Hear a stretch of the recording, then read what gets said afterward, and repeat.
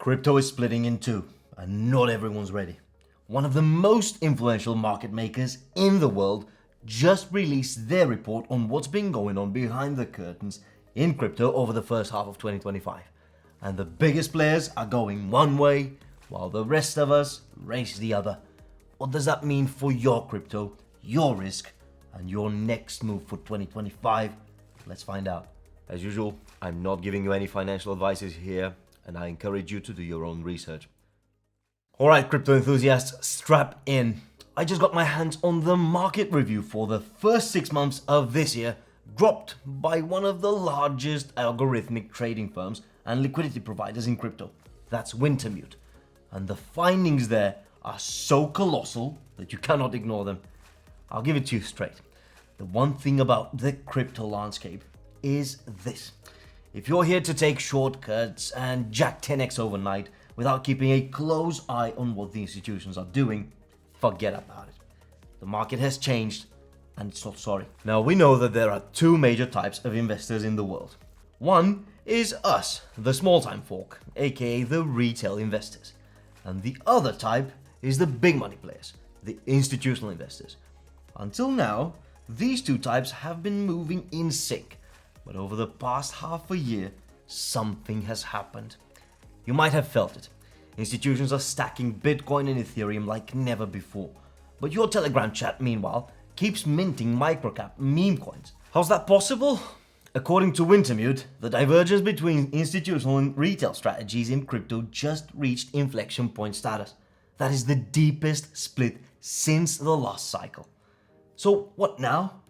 I'm Stan, this is airdrops.com, and today we are breaking down why the institutional versus retail rift matters to you.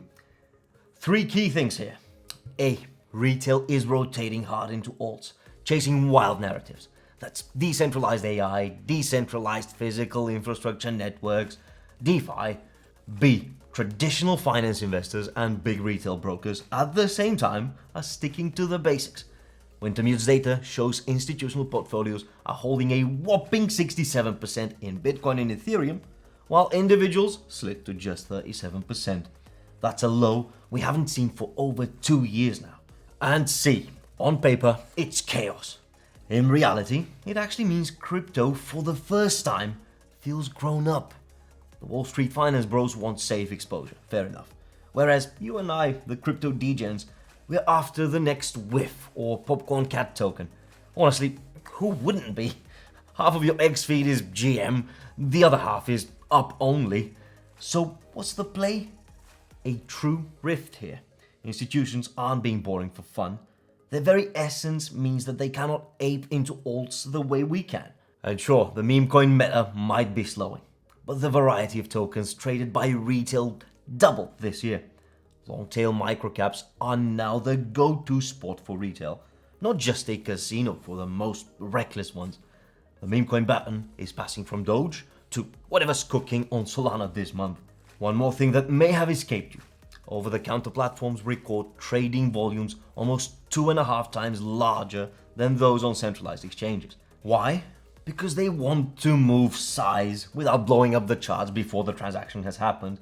And they will also want to avoid slippage and the stacking of slippage.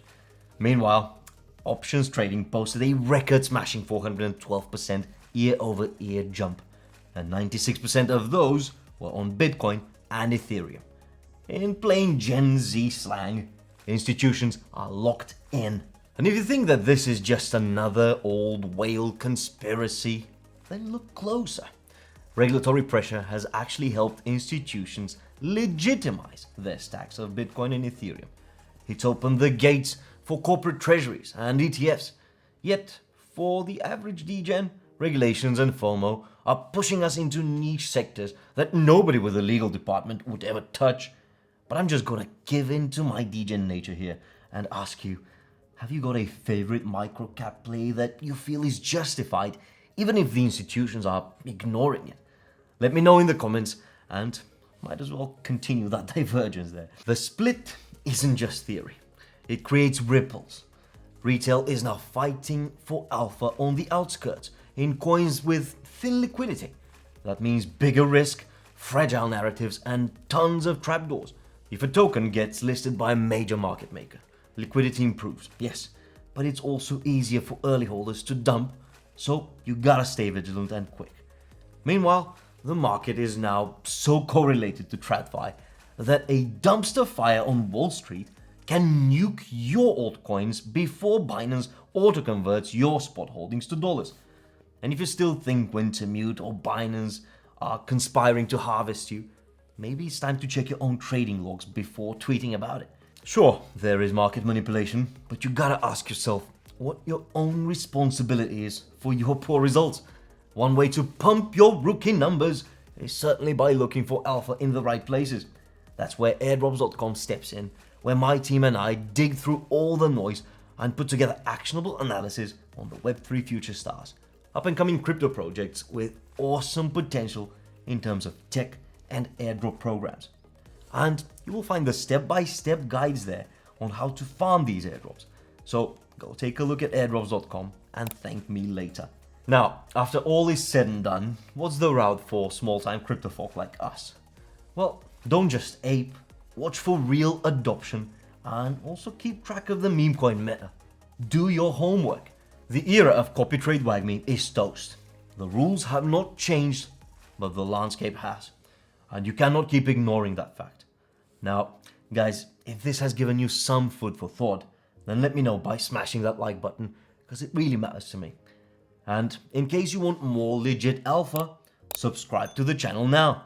While the institutions and retail may be splitting in the here and now, it seems like our collective belief in the long-term future of Bitcoin in particular is solid. In one of my latest videos, I explore the projections of leading experts and analysts for the price of the number one crypto, projections that stretch all the way to 2035. Go watch it here and see if you're ready for the next 10 years. See ya.